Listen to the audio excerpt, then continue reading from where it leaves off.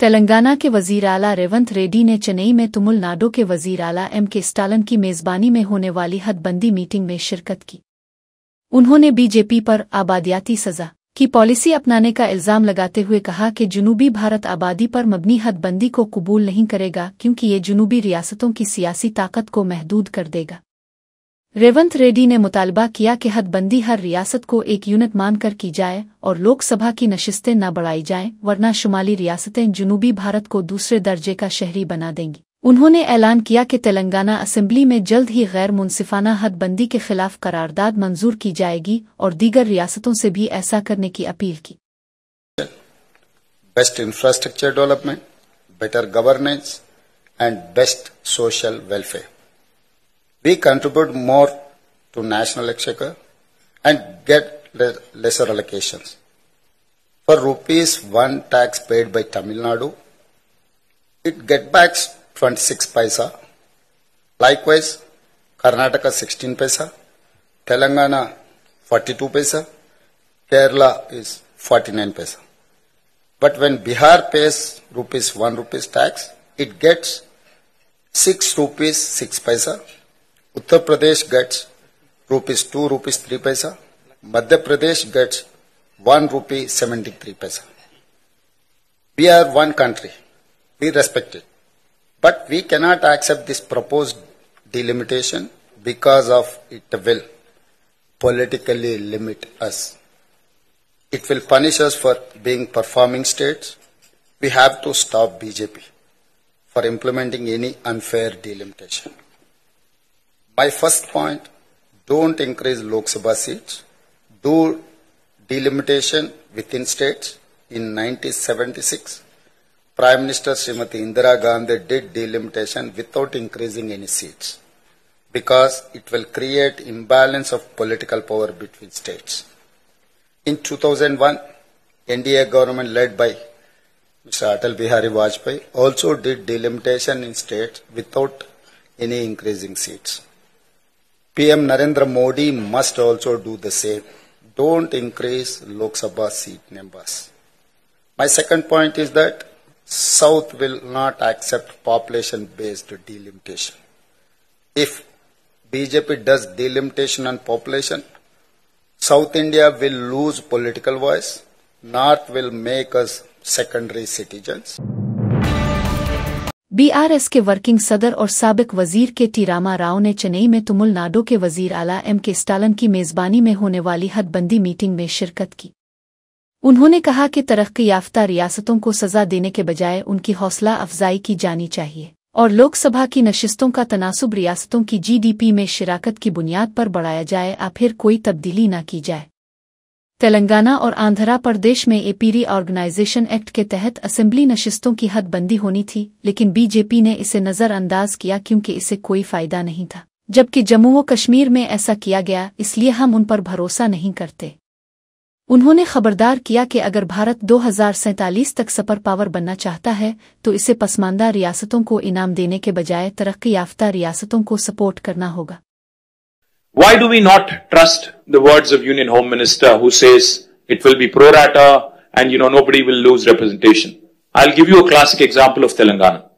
When the new state of Telangana was formed in 2014, we were given a promise in the State Reorganization Commission that the delimitation exercise will be taken up in both Telangana and Andhra Pradesh, and the number of seats in Telangana would be raised, MLA seats, that is, assembly seats, from 119 to 153 in Telangana, from 175 to 225 in Andhra. 11 years since then, and it's an act of the parliament, but no action has been initiated because it is inconvenient for BJP to increase the seats. Where it is convenient for them in Jammu and Kashmir and Assam, they've gone ahead and conducted delimitation. Where it is inconvenient for them in Andhra and Telangana, they've kept it aside. Why do we not trust them? Because, their action, their history speaks otherwise. Today, the union government has indulged in cesses. They've come out with cesses, a formula which basically deprives the states of devolution, of a rightful share in devolution. It's a constitutional right. Therefore, we have apprehensions. Therefore, we have a lot of doubts about the center's intentions. But I also would like to propose a few possible suggestions towards solutions. If the central government is determined to proceed with delimitation, I think as Stalin sir put it, fair delimitation is the ask. It should be fair, it should be just, and Dr. Baba Saheb, when he put these three words in constitution, I think he meant it for situations like this: equality, liberty, and fraternity. Now, if they would want to go ahead and do the delimitation because they have the numbers, then we have to ensure that the current proportion of each state remains as it is. If Tamil Nadu has about 39, is it? Chennai में mafia gang की meeting हुई, मरकजी वजीर बंदी संजय। हदबंदी की meeting का मकसद DMK के करोड़ के शराब स्काम और करप्शन से तवज्जो हटाना है, जो असेंबली इंतखाबात से कब्ल किया जा रहा है। वाज़े तौर पर यह कहने के बावजूद कि नशिस्तें कम नहीं होंगी, हदबंदी का अमल अभी तक शुरू नहीं हुआ, ना ही कोई रहनुमा उसूल वज़ा किए गए, लेकिन पार्टियां बीजेपी के खिलाफ मुत्तहिद हो रही हैं। कांग्रेस और बीआरएस एक हैं और ये मीटिंग इसका सबूत है। ఇప్పుడు ఆలు లేదు సొల్లు లేదు కొడుకు పేరు సోమలింగం అని దండు ఉండే ఇలా పరిస్థితి ఉన్నది. దొంగలు కలిసి ఊరు పంచుకునే ప్రయత్నం చేస్తున్నారు వీళ్ళు. ఆడ కలిసి అంతా దొంగల ముఠానే, అంతా మాఫియా ముఠానే. లిక్కర్ స్కామ్ ముఠా ఒకటి ఉన్నది, ల్యాండ్ స్కామ్ ముఠా ఉన్నది. ఇవాళ మొదటి నుంచి చెప్తున్న బీఆర్ఎస్ కాంగ్రెస్ ఒకటే. బీఆర్ఎస్ పార్టీ కేసుల నుంచి తప్పించుకోవడానికి కాంగ్రెస్ పార్టీకి సహకరిస్తున్నది. ఇద్దరు కలిసి పనిచేస్తున్నారు. ఢిల్లీలో కలిసి ఉంటారు, గల్లీలో కొట్లాడతారు. ఇవాళ డీఎంకే పెట్టిన మీటింగ్ ఇద్దరు వేరు, ఇద్దరు అనుకోవడం వేరు. మరి తెలంగాణ ప్రజలు ఆలోచించాలి, వీరిద్దరు ఒక్కటా కాదా మీరు ఆలోచించండి. కేసుల విషయంలో కేసీఆర్ కుటుంబానికి ఒక నోటీస్ ఇస్తలేరు, టచ్ చేసే ప్రయత్నం కూడా చేస్తలేరు. ఇవాళ డీఎంకే పెట్టిన మీటింగ్ వీళ్ళందరూ కలిసిపోయారు, వాళ్ళందరూ కలిసి మాట్లాడుకుంటారు. వీళ్ళందరూ దేని వ్యతిరేకంగా, భారతీయ జనతా పార్టీ వ్యతిరేకంగా కొట్లాడుతున్నారు. వాళ్ళందరూ కలిసి కాంగ్రెస్ బీఆర్ఎస్ కలిసి మాకు వ్యతిరేకంగా కొట్లాడుతున్నారు. వాళ్ళ ఢిల్లీలో అసలు డీలిమిటేషన్ సంబంధించి ఇంకా ప్రాసెస్ స్టార్ట్ కాలే, దాని గురించి నిబంధనగా ఫ్రేమ్ చేయలేదు, అసలు దాని గురించి ఏమిగా ఒక నిర్ణయం తీసుకోలే, ఇంకా నియమ నిబంధనలు ఎక్కడ రూపొందించలే. ఇంకా ఇవాళ ఒక ప్లాన్ ప్రకారం ఇక్కడ కాంగ్రెస్ పార్టీ ఏం చేస్తుందంటే 6 గ్యారెంటీల హామీ నుంచి తప్పించుకునే ప్రయత్నం, వాళ్ళు పడుతున్న అవినీతి వ్యతిరేకంగా ప్రజల దృష్టి మళ్లించడానికి. బీఆర్ఎస్ పార్టీ ఏం చేస్తుంది, మా మీద కేసుల గురించి కాంగ్రెస్ పార్టీ సహకరించాలి కాబట్టి మేము కాంగ్రెస్ పార్టీ ఏం చెప్తా చేస్తామని చెప్పి బీఆర్ఎస్ పార్టీ పోయారు. తమిళనాడులో డీఎంకే 1000 కోట్ల లిక్కర్ స్కామ్, 1000 కోట్ల లిక్కర్ స్కామ్ అక్కడ తమిళనాడులో డీఎంకే పాల్పడేది లిక్కర్ స్కామ్ को। हर असेंबली हलके में मनी इंडस्ट्रियल पार्क कायम किए जाएंगे, वजीर श्रीधर बाबू। पहले मरहले में 20 हलकों में इंडस्ट्रियल पार्क्स कायम किए जाएंगे, जहां ख्वातीन सनतकारों को तरजीह दी जाएगी। उन्होंने कहा कि कांग्रेस हुकूमत के बाद सनती पॉलिसी में बड़ी तब्दीली लाई गई और अब मुकाबला पड़ोसी रियासतों से नहीं बल्कि बैन अल-अक़वामी शहरों से होगा। हुकूमत का मकसद ख्वातीन को खुशहाल बनाना और मईशत को $3 ट्रिलियन की समत में आगे बढ़ाना है। తెలంగాణ రేజింగ్లో ప్రధానమైన అంశం ఈరోజు మహిళా సోదరిమణులను కోటీశ్వర్లుగా చేయాలని ఒక ఆలోచన, సోదరిమణులను కోటీశ్వర్లుగా చేయాలని ఒక ఆలోచన, ఒక లక్ష్యం. ఆ లక్ష్య సాధనలోనే ముఖ్యమంత్రి రేవంత్ రెడ్డి గారు అనేక సందర్భాల్లో తెలంగాణ రేజింగ్లో ప్రముఖమైన అవకాశం మహిళలకే ఇవ్వాలని ఆలోచన దృక్పథంతో ఈరోజు ముందుకు నడుస్తూ ఉన్నారు. ఈరోజు పరిశ్రమలు కేవలం భారీ పరిశ్రమలకు సంబంధించే ఆలోచన చేయకుండా సూక్ష్మ చిన్న మధ్య పరిశ్రమలకు సంబంధించి కూడా ఇప్పటి వరకు ఒక విధానం లేకుండే అధ్యక్ష. దీంట్లో ఏంది, నేను ఈరోజు విధానపరమైన నిర్ణయం తీసుకున్నాము. ఆ పాలసీ స్టేట్మెంట్ను కూడా ప్రజలందరి ముందర పెట్టడం జరిగింది అధ్యక్ష. ఎందుకు దాంట్లో చిన్నగా సూక్ష్మంగా ఉన్న పరిశ్రమలు నెక్స్ట్ లెవెల్ ఎదగాలి, స్మాల్ నుంచి మీడియం లెవెల్, మీడియం నుంచి మేజర్ ఇండస్ట్రీస్గా ఎదగటానికి రాష్ట్ర ప్రభుత్వం ఆ విధమైన వాతావరణం కల్పించే ఒక ప్రయత్నంలో ఇన్సెంటివ్స్ కానీ సబ్సిడీ కానీ ఇన్ఫ్రాస్ట్రక్చర్ కానీ కలగజేయాలి. అనేక సందర్భాల్లో మా ప్రభుత్వం చెప్తా ఉంది అధ్యక్ష, we're not competing with our neighbouring states, we're competing with the nations who have success stories in terms of their economy అధ్యక్ష. మీకు అందరికి అనుకుండొచ్చు, మేము $1 ట్రిలియన్ ఎకానమీ అనగానే ఏదో గొప్పగా చెప్తా ఉన్నారు. $1 ట్రిలియన్ ఎకానమీ చేయాలంటే కష్టతరమైన సాధన అధ్యక్ష. కానీ వీ హ్యావ్ ఎ డ్రీమ్. ఆ డ్రీమ్ అచీవ్ చేయడానికి 1 అడుగు 2 అడుగులు ఆ విధంగా ముందుకెళ్తా ఉన్నాం. 10 సంవత్సరాల కాలంలో सड़कें ही हमारी दौलत में इजाफा करती हैं, वजीर कोमटियर्दी वेंकट रेड्डी। वजीर कोमटियर्दी वेंकट रेड्डी ने कहा कि हमारी सड़कें ही हमारी दौलत में इजाफा करती हैं। रियासत में कल 29,000 किलोमीटर तवील सड़कें मौजूद हैं। उन्होंने बताया कि गुज़िश्ता 10 सालों में सड़कों पर 3,945 करोड़ रुपए खर्च किए गए, जबकि हमने महज 14 माह में 4,000 करोड़ रुपए खर्च किए हैं। ప్రశాంత్ రెడ్డి గారు చెప్పినట్టు రాష్ట్రంలో మొత్తం 29,000 కిలోమీటర్ల రోడ్స్ ఉన్నాయి అధ్యక్ష. దాంట్లో ఆర్ఎండ్బి మేము అంటే వీళ్ళు ఈయన చేసింది కూడా మొత్తం చెప్పాలి అధ్యక్ష. ఎందుకంటే మాజీ ఆర్ఎండ్బి శాఖ మంత్రి గారు సత్యదూరమైన వారు చేసిన ఘనకార్యాలు చెప్పిండ్రు. దానికి ఒకటి 2 నిమిషాల్లో చెప్తా. ఎందుకంటే అది చేసిన రోడ్లు అయితే కనబడతాయి, అక్కడ వెళ్తే ప్రజలు నడితేనే చెప్తారు. ఎప్పుడైనా అధ్యక్ష మన సంపద రోడ్లను నిర్మించలేదు, మన రోడ్లు మన సంపదను పెంచుతాయి అని జాన్ ఎఫ్ కెనడీ అమెరికా అధ్యక్షుడు ఆయన ఉన్నప్పుడు చెప్పినారు. America is great because American roads is good, దాంతో వస్తుంది. కానీ ఏం చేసింది అధ్యక్ష 5 ఏళ్లలో, మీరు మొత్తం 10 ఏళ్లలో వేసింది. గత ప్రభుత్వం 8,112 కోట్లతో 10 ఏళ్లలో 6,668 కిలోమీటర్ రోడ్లని మాత్రమే కొన్ని రిపేర్ చేసిండు, కొన్ని మొత్తం చెప్పి తర్వాత నువ్వు చెప్పండి. మీ రికార్డే అంటే గవర్నమెంట్ రికార్డులకే చెప్తున్నా అధ్యక్ష. తర్వాత క్లారిఫై అడగని మళ్ళీ చెప్తా, క్లారిఫై అడగని చెప్పండి మళ్ళీ చెప్తాను. ఇది ఏ మండలంకి వెళ్ళి ఏ మండలం హెడ్ క్వార్టర్, ఏ ఊరికి వెళ్ళి ఏ మండలంకి వెళ్ళి ఏ డిస్ట్రిక్ట్ గా మండలం అన్ని పేర్లతో సహా అధ్యక్ష ఈ 6,600 కిలోమీటర్లు ఒక 15 నిమిషాలు టైం ఇవ్వండి. అన్ని మండలాల పేర్లు డిస్ట్రిక్ట్ హెడ్ క్వార్టర్ పేర్లు కూడా చెప్తా, తొందరపడకండి. అన్నీ తీసుకొని వచ్చిన నేను, ఎందుకంటే మీరు ఇట్లా బకాయిస్తారని తెలుసు, మీరు బుకాయిస్తారని.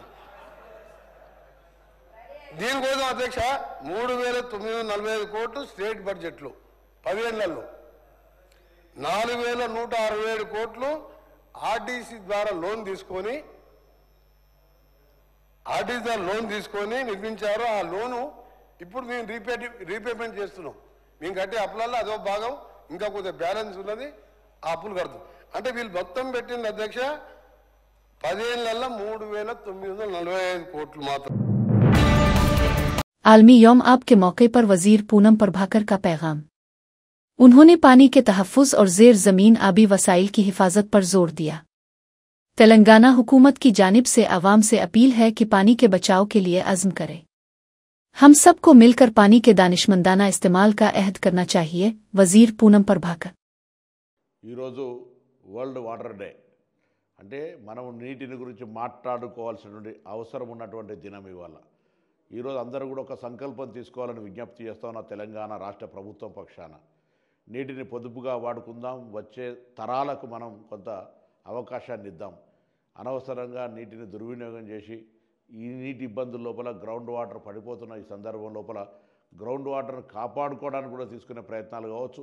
హైదరాబాద్ మెట్రో వాటర్ వర్క్స్ వాళ్ళు తీసుకుంటున్న అనేక కార్యక్రమాల్లో ప్రజలందరూ భాగస్వాములు కావాలని, రాష్ట్ర వ్యాప్తంగా కూడా నీటిని ప్రతి చుక్కను పొదుపు చేసుకుంటూ కాపాడుకుంటూ భవిష్యత్ తరానికి ఎటువంటి ఇబ్బంది లేకుండా చూడాలని సందర్భంగా కోరుతూ, ఈ వరల్డ్ వాటర్ డే అనేది కూడా నిర్లక్ష్యానికి గురయ్యేటువంటి దినం కాదు ఇది. ఈ దినం ప్రతి ఒక్కరూ కొంత స్ఫూర్తిదాయకంగా భాగస్వామ్యం చేయాలి. ఈ కనీసం నీటిని వృధా చేయకుండా ఉండేటువంటి చర్యలు తీసుకోవాలని సందర్భంగా కోరుతూ, వరల్డ్ వాటర్ డే సందర్భంగా మనం ఇలా ఒక సంకల్పం తీసుకొని ముందుకు పోయి నీటిని పొదుపుగా వాడతామని ప్రతిజ్ఞ చేసుకోవాల్సిందిగా అందరికీ విజ్ఞప్తి చేస్తా ఉన్నాను. बारिश के बाद ओल्ड सिटी और न्यू सिटी में बिजली गायब, रोज़ादारों को मुश्किलात। गुज़िश्ता रात हुई हल्की बारिश के बाद रात 12 बजे से हैदराबाद के पुराने शहर और नए शहर के कई इलाकों में बिजली गायब हो गई, जो ताहाल बहाल नहीं हुई। बिजली की तवील गैर मौजूदगी के सबब खास तौर पर रोज़ादारों को सख्त मुश्किलात का सामना करना पड़ा। सहरी के वक्त भी कई इलाकों में बिजली न होने के बाइस अवाम को परेशानी का सामना करना पड़ा। इस सूरतहाल पर याकूतपुरा के IMIM जफर हुसैन मेराज ने तेलंगाना असेंबली में सवाल उठाया कि अगर इतनी मामूली बारिश में बिजली चली जाती है और इतने घंटों तक बहाल नहीं होती तो अवाम का क्या होगा? क्या हुकूमत के पास फौरी तौर पर बिजली बहाल करने के लिए कोई मुअस्सिर मैकेनिज्म मौजूद है? जाफर हुसैन जी। ऑनरेबल स्पीकर सर, मेरा आज बड़ा इम्पोर्टेंट सवाल है सर, खास तौर से डिप्टी चीफ मिनिस्टर साहब के लिए मैं ये कह रहा हूं सर थोड़ा सा तवज्जो से सुनिए सर। ये बहुत ही हमारे लिए एक बहुत होली मंथ है सर, रमजान का महीना है सर। जब भी रमजान का फास्टिंग शुरू होती सर, उससे पहले गवर्नमेंट एक मीटिंग बुलाती सर, सारे डिपार्टमेंट को बुला के रमजान में कोई तकलीफ नहीं होना बोल के पूरा काम करती सर। बट अनफॉर्चुनेटली सर, मुझे ये कहना पड़ रहा है डिप्टी चीफ मिनिस्टर साहब से, कल रात में सर इलेक्ट्रिसिटी का जो हाल था साहब, एक बारिश हुई सर, 12 बजे और बारिश शुरू हुई तो इंटायर ओल्ड सिटी के अलावा सर न्यू सिटी में भी, जैसा मेरी कॉन्स्टिट्यूंसी याकूतपुरा है, मेरे बाजू चंद्रायन गुट्टा है, चार मीनार है, उसी तरह साहब कारवान है, बहादुरपुरा है, नामपल्ली है, सब जगह सर रात से जो लाइट गई, सहरी के टाइम तक भी लाइट नहीं आई सर। इसके अलावा सर हमारे पास रमजान में ये ताक रात चलते सर, रात को यहाँ पे तरावी के अलावा ताजुद की नमाज और मसाजिद के अंदर चलती सर, स्पेशली स्टेट ऑनर मस्जिद में मक्का मस्जिद और शाही मस्जिद है सर। शाही मस्जिद के अंदर भी लाइट बनती सर। रमजान से पहले माइनॉरिटी डिपार्टमेंट ने वहां पर एक जनरेटर रखने के लिए कहा था सर, सिर्फ 10 डेज जनरेटर रख के लेके चले गए, रात भर पूरी नमाज के लिए तकलीफ हुई सर। ये भी सोचना चाहिए। और ये इलेक्ट्रिसिटी सर सुबह 4:30 बजे कुछ एरिया में आई सर, कुछ एरिया में अभी तक भी इलेक्ट्रिसिटी रिस्टोर नहीं हुई। तो मैं ये पूछना चाह रहा हूं सर आपके जरिए से मिनिस्टर साहब से, आपका ने कोई मैकेनिज्म है या नहीं है सर? अगर बरसात हुई तो इलेक्ट्रिसिटी के लिए आपका ने क्या मैकेनिज्म है सर? ये सोचिए सर, एक छोटी सी बारिश के अंदर सर पूरा हैदराबाद परेशान हो जाता सर। रात भर मुस्लिम कम्युनिटी पूरी की पूरी परेशान थी सर, उनको पकाने के लिए, सहरी करने के लिए, आज फास्टिंग रखने के लिए काफी लोग परेशान है सर। हमारे पूरे एमएलएस, कारपोरेटर्स और वर्कर्स पूरे कल फील्ड पे थे सर। ये मजबूरी आ गई सर। तो मैं आपके जरिए से डिप्टी चीफ मिनिस्टर साहब से ये कहना चाहता हूं सर, ये कैसे चलेगा सर? इसके लिए भी कोई ना कोई आपको मैकेनिज्म करना बहुत जरूरी है सर। हमारी पार्टी के फ्लोर लीडर हमेशा कहते रहे सर, इलेक्ट्रिसिटी को सुधारना जरूरी है सर। एक बारिश के अंदर ये प्रॉब्लम आता सर। तो मैं आपके जरिए से कहना चाहता हूं सर, इसके लिए आप खास तवज्जो दीजिए सर, इसमें नोट मत करिए सर, कुछ आंसर दीजिए, चूंकि पब्लिक सुनना चाह रही है सर। बहुत बहुत शुक्रिया। तो रेस्पेक्टेड मेंबर, जो कुछ भी मुद्दे उठाया, जो तकलीफ जो बताया, जरूर जो है ये तकलीफ दूर करने के वास्ते जो है पूरी कोशिश जारी है। तो कंसर्न डिपार्टमेंट को जो है तरफ से जो है आइंदा ऐसे चीज़ नहीं हो जैसे पूरे will take care. Thank you. BJP दफ्तर के घेराव की कोशिश, खातून कांग्रेस रहनुमाओं का एहतजाज। ख़वातीन रिजर्वेशन को फौरी नाफिज करने के मुतालबे पर कांग्रेस की खातून रहनुमाओं ने बीजेपी के दफ्तर के बाहर जबरदस्त एहतजाज किया। एहतजाज के दौरान पुलिस और खातून कांग्रेस कारकुनों के दरमियान शदीद धक्कम-पेल हुई, जिसके बाद कई मुजाहिरीन को हिरासत में ले लिया गया। मुजाहिरीन ने बीजेपी हुकूमत पर ख़वातीन के हुकूक को नज़रअंदाज करने का इल्ज़ाम लगाते हुए सख्त नारेबाजी की। हैदराबाद, तेलंगाना प्रदेश महिला कांग्रेस की लीडर संता मोगिल्ली मधीरुज ने हफ्ता की दोपहर नाम्पली में पार्टी के जिले कायदीन और कारकुनों के साथ मोदी हुकूमत के खिलाफ जबरदस्त एहतजाज किया। मुजाहिरीन ने ख़वातीन के लिए रिजर्वेशन बिल के फौरी नफाज और मुल्क की मुख्तलिफ रियासतों में ख़वातीन पर बढ़ते हुए मजालिम को रोकने का मुतालबा किया। एहतजाज के दौरान कारकुनों ने वज़ीर-ए-आज़म नरेंद्र मोदी का पतला नजर आतिश किया और हुकूमत की बेहिस्सी पर शदीद गम और गुस्से का इजहार किया। मुजाहिरीन ने ख़वातीन के तहफ़्फ़ुज़ और बाइख्तियार बनाने के लिए फौरी इक़दामात पर जोर दिया।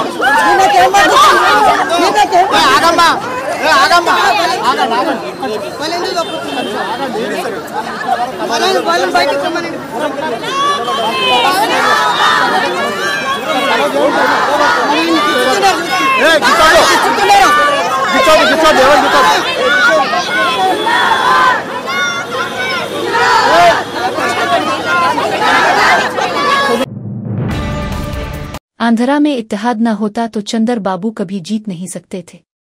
तेलंगाना के हुकूक के लिए हमेशा बीआरएस ही जिदोजहद करती रही है और करती रहेगी। कांग्रेस ने झूठे वादे करके इक़्तिदार हासिल किया, लेकिन एक भी वादा पूरा नहीं किया। राइतो बंधु और कल्याण लक्ष्मी जैसी स्कीमों का सेहरा सिर्फ बीआरएस को जाता है। केसीआर बीजेपी के नए सदर की तकर्री पर राजा सिंह का सनसनीखेज बयान। उन्होंने कहा कि अगर तेलंगाना बीजेपी की रियासती कमेटी सदर का इंतखाब करे तो वो महज रबर स्टाम्प बन जाएगा, जबकि मरकजी क़ियादत को ये फैसला करना चाहिए।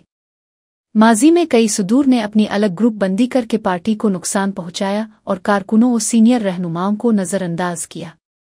राजा सिंह ने खबरदार किया कि बीजेपी का नया सदर खुफिया मीटिंग्स और वजीर आला से बैकडोर मुलाकातें नहीं करनी चाहिए। डबियरपुरा 2 क्विंटल बासी गोश्त जब्त, एक शख्स गिरफ्तार। हैदराबाद पुलिस ने हैदराबाद पुराने शहर के इलाके डबियरपुरा में एक जगह पर छापा मारकर 2 क्विंटल बासी और खराब ओजरी जानवरों के आज़ा जब्त कर लिए, जिनकी मालियत 1.50 लाख रुपए बताई जा रही है। South east zone task force team ने एक खुफिया इत्तला पर कार्रवाई करते हुए एक शख्स को गिरफ्तार किया जो बिक्री और भीड़ के बासी आज़ा, टांगें, सर, जुबान, दिमाग, जिगर को महफूज करके गैर कानूनी तौर पर होटलों, तकारीब और फंक्शंस में फरोख्त कर रहा था, जिससे अवाम की सेहत को खतरा लाहिक था। जब्त शुदा अशिया में बकरे के टांगें, सर, जुबान, दिमाग और जिगर शामिल है। पुलिस के मुताबिक गिरफ्तार शख्स की शनाख्त मोहम्मद मिसबा अल-दीन 24 साकिन डबियरपुरा के तौर पर हुई है। मजीद कानूनी कार्रवाई जारी है।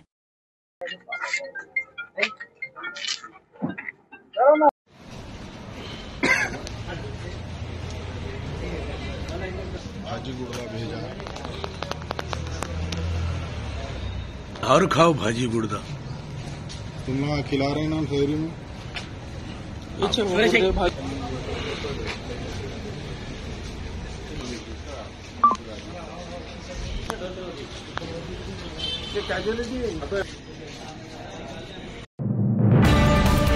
गुची बावली फ्लाई ओवर पर हादसा, आरटीसी डबल डेकर बस के नीचे आकर 10 जमात की तालिबा हलाक। इम्तिहान देने के बाद गुची बावली से लिंगमपली जाते हुए 16 साला प्रभाती छत्तुरिये हादसे का शिकार हो गई। वो अपने भाई समन छत्तुरिये के साथ बाइक पर जा रही थी जब हादसा पेश आया। हादसे में प्रभाती की मौके पर ही मौत हो गई, जबकि समन छत्तुरिये जख्मी हो गया। इफ्तारी की खरीदी के बाद घर वापस होने के दौरान पेश आए एक खौफनाक सड़क हादसा में बाप और कमसिन बेटा जाँ बहक हो गए। ये अफसोसनाक हादसा तेलंगाना के करीमनगर जिला में पेश आया, जहां तेज रफ्तार लारी की टुक्कर से बाप और बेटे की मौके पर ही मौत हो गई। तफसीलात के मुताबिक शिंक्रापुटनम मंडल के मिक्ता गांव के रहने वाले 37 साला शेख अजीम और उनका बेटा 12 साला रहमान जुमा के रोज इफ्तार के लिए जरूरी सामान खरीदने कंशिवापुटनम गए थे। खरीदारी के बाद जब वो अपने गांव वापस जा रहे थे तो किशिवापुटनम बस स्टैंड के करीब करीमनगर की तरफ आने वाली एक तेज रफ्तार लारी ने उनकी मोटरसाइकिल को टुक्कर मार दी। हादसे में दोनों बाप बेटा मौके पर ही दम तोड़ गए। मकामी अफराद ने एम्बुलेंस 108 को इत्तला दी, जिसके बाद नर्सों को हाजवराबाद के सरकारी हॉस्पिटल मुंतकिल कर दिया गया। पुलिस मौके पर पहुंचकर हादसे की वजूहात की तहकीकात कर रही है। बाप का अपनी मां के साथ अफेयर था और फिर बेटी को हमल ठहराया। एक मुजरिम जिसने अपनी मां को फंदे में फंसा कर नाबालिग लड़की से ज्यादती की। एक मां जिसका एक ऐसे शख्स के साथ गैर इज़्दिवाजी ताल्लुक था जो दिन ब दिन बूढ़ा हो रहा था, और उसने अपनी बेटी को इस बदकार की हवस पर कुर्बान कर दिया। हफ्ता को महबूब आबाद जिला के थोरवर के टाउन सेंटर में वाक़ई इमुआ अस्पताल में इस्कात हमल के मामले की तहकीकात के दौरान मजालिम का इंकिशाफ हुआ। नरसिम्होलपेटा मंडल के एक गांव का एक जोड़ा इख्तिलाफात की वजह से कुछ सालों से अलग रह रहा है। बीवी अपनी बेटी के साथ भवनागिरी जिला के इलाके में रहती है। इस अमल में इसका रामो नामी शख्स के साथ गैर इज़्दिवाजी ताल्लुक था, जो इसका करीबी रिश्तेदार था, जिसने इसकी मां को फंसाया था। इसने अपनी बेटी को भागते हुए देखा था। लड़की मां के जेर असर एक बदउनवान की तरफ से मुतअद्दिद बार ज्यादती के बाद हमला हो गई। न जाने किसको बताए, लड़की ने कुछ दिन पहले अपनी दादी को बता दिया। लड़की ने थोरवर के इमवा प्राइवेट अस्पताल में बगैर किसी परेशानी के इसकात हमल कराया। चाइल्ड लाइन को लड़की के इसकात हमल की शिकायत मौसूल होने के बाद हुक्काम ने तहकीकात का आगाज किया। तफ्तीश में मां और उसके बॉयफ्रेंड की जानिब से किए गए मजालिम का इंकिशाफ हुआ। पुलिस ने इसकात हमल करने वाले अस्पताल इंतजामिया, बार बार लड़की की इस्मत दुरी करने वाले रामों और इस्मत दुरी में मदद करने वाली लड़की की मां के खिलाफ इस्मत दुरी और पॉक्सो के मुकदमात दर्ज किए हैं। सिकंदराबाद में गिन का हंगामा, आर के पुरम में सड़क पर झगड़ा। मलकाजगिरी के रिहायशी विनोद कुमार ने रास्ता रोकने वाले शख्स को गिन दुखाकर धमकाया।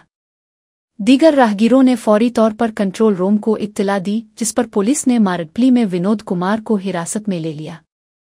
तहकीकात में गिन चरुवे वाली पटुआ गिन साबित हुई, पुलिस ने वार्निंग देकर इसे छोड़ दिया। हैदराबाद के हयातनगर इलाके में हफ्ते की सुबह एक अफसोसनाक हादसा पेश आया, जिसमें एडिशनल एसपी 50 साला नंदीशोर बाबजी हलाक हो गए। पुलिस के मुताबिक नंदीशोर बाबजी, जो कि हयातनगर के लक्ष्मा रेड्डीपल्ली इलाके में रहाइश पजीर थे, सुबह की सैर के लिए निकले थे। तकरीबन 4:40 बजे जब वो हनुमान मंदिर के करीब हाईवे उबूर कर रहे थे तो आंध्र प्रदेश के नौजीवीडव डिपो से ताल्लुक रखने वाली एक आरटीसी बस ने उन्हें जोर से टक्कर मार दी। हादसा इतना शदीद था कि वो मौके पर ही दम तोड़ गए। मकामी अफराद की इत्तला पर पुलिस मौके पर पहुंची और इब्तिदाई तहकीकात में ये बात सामने आई कि हादसा ड्राइवर की तेज रफ्तारी और लापरवाही की वजह से पेश आया। नंदीशोर बाबजी डीजीपी ऑफिस में अपनी खिदमात अंजाम दे रहे थे और कुछ दिन पहले ही उन्हें एडिशनल एसपी के ओहदे पर तरक्की दी गई थी। पुलिस ने मुकदमा दर्ज करके तफ्तीश शुरू कर दी है। आईपीएल मैच के टिकट ब्लैक में फरोख्त करने वाला शख्स गिरफ्तार। हैदराबाद और राजस्थान के दरमियान कल होने वाले मैच के टिकट ब्लैक में फरोख्त किए जा रहे थे। अप्पिल मेट्रो स्टेशन के करीब गैर कानूनी तौर पर टिकट फरोख्त करते हुए भारद्वाज को एसओटी ने गिरफ्तार कर लिया। पुलिस ने भारद्वाज से आईपीएल के टिकट बरामद करके मजीद कार्रवाई के लिए अप्पिल पुलिस के हवाले कर दिए। वनपर्ती जिला के रेलियनस स्मार्ट मार्ट में खराब और सड़े हुए खाने की अशिया पाई गईं। एक गाहक ने खराब खाने की अशिया खरीदने के बाद दुकानदार से शिकायत की, लेकिन लापरवाही का मुजाहरा किया गया। दुकानदार के गैर संजीदा रवैये के बाइस गाहक ने फूड सेफ्टी हुक्काम से शिकायत दर्ज कराई। हुक्काम ने शिकायत की बुनियाद पर मुआयना किया और मार्ट को आर्जी तौर पर बंद कर दिया।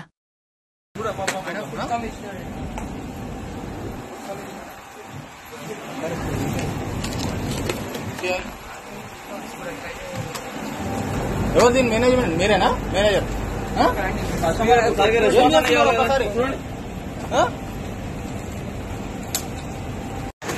ఎక్స్పైర్ డేట్ ఏమో 2026 వరకు ఉంది. నేను అప్పుడే ఫంగస్ వచ్చింది.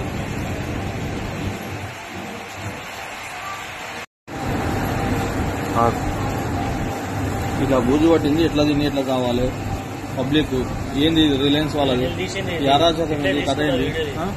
మీరు అసలు ఏమన్నా చూస్తున్నారా, పట్టించుకుంటున్నారా? ఇంతకు కస్టమర్లు ఇట్లాంటివి కొని ఏం కావాలి? ఫుడ్ కలెక్టర్ ఏడు ఉన్నాడు, ఫుడ్ ఇన్స్పెక్టర్ కాంప్లీట్ చేస్తాం మేము. ఇంకొకటిది అప్పుడే పురుగులు ఎక్కువ కూడా కింద కింద కింద నయం. మీరు చెప్పినారు వాళ్ళకి ఇన్ఫర్మేషన్ ఇచ్చింటే మొదలు ఎక్కబోతుండ్రు, అప్పటికే చెప్పలేరు. చెప్పకముందు వీడియో తీసి మీరు వచ్చినాక మళ్ళా వీడియో తీసి.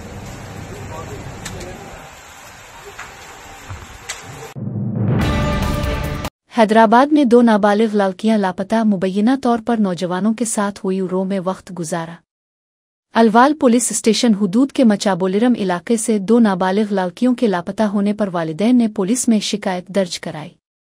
तहकीकात में पता चला कि लड़कियां इंस्टाग्राम पर जान पहचान वाले ECIL और दमई गोड़ा के 2 नौजवानों के साथ ओयू होटल में थीं। पुलिस ने वालिदैन की शिकायत पर अगवा और पॉक्सो एक्ट के तहत मुकदमा दर्ज करके तफ्तीश शुरू कर दी।